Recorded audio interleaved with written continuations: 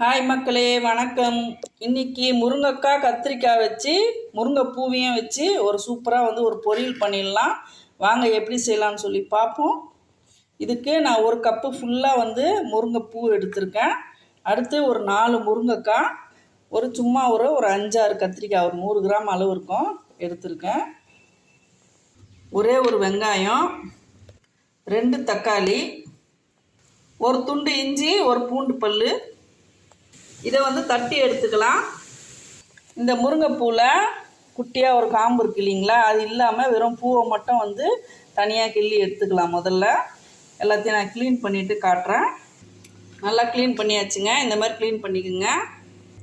முருங்கைக்காய் கத்திரிக்காய் கட் பண்ணி போட்டுக்கோங்க. இஞ்சி பூண்டு தட்டி வச்சாச்சு. வெங்காயம் பொடியாக அரிஞ்சுக்கலுங்க. தக்காளி பொடியாக கட் பண்ணியாச்சு. ஒரு கடாயை வச்சு 50 கிராம் எண்ணெய் ஊற்றிக்கோங்க.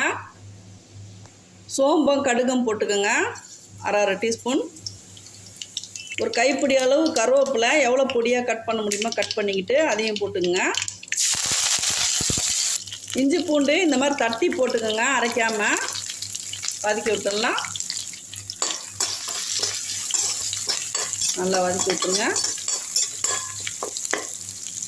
இப்போ இதில் வெங்காயத்தை போட்டுக்கலாம். அதையும் நல்லா வதக்கிடுங்க.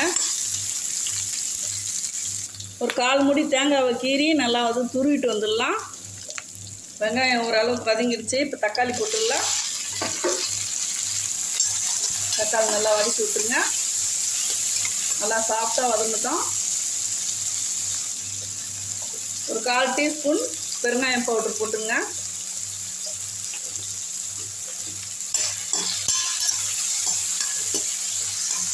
மஞ்சள்தூள் ஒரு 1/4 டீஸ்பூன் போட்டுக்கலாம்.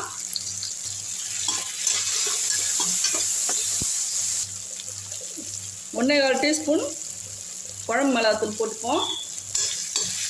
இதையும் சேர்த்து நல்லா வதக்கிடுங்க. இப்போ இதில் ஒரு அரை டம்ளர் தண்ணி லைட்டாக ஊற்றிக்குங்க.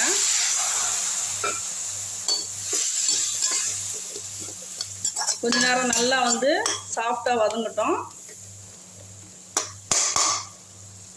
ஒரு அரை டீஸ்பூன் சால்ட்டு போட்டுக்கலாம்.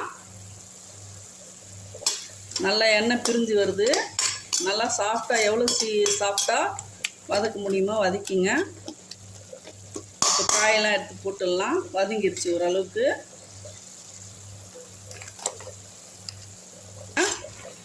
மசாலா எல்லாம் நல்லா கலக்கட்டும்.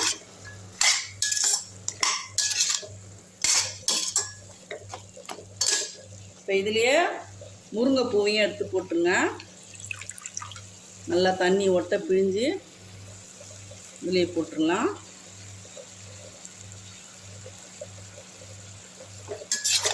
இதையும் சேர்த்து நல்லா வதக்கி விட்டுருங்க.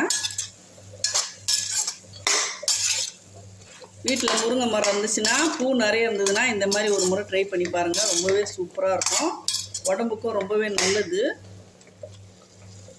இப்போது அரை டம்ளர் தண்ணி எடுத்து சுற்றி ஊற்றி விட்டுருங்க. ஊற்றிட்டு நல்லா வதக்கி விட்டுருங்க.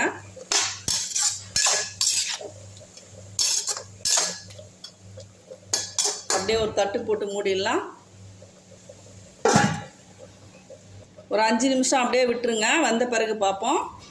நான் தேங்காய் நல்லா துருவிட்டு வந்துட்டேன். இந்த மாதிரி வெந்துருச்சா பார்ப்போம்.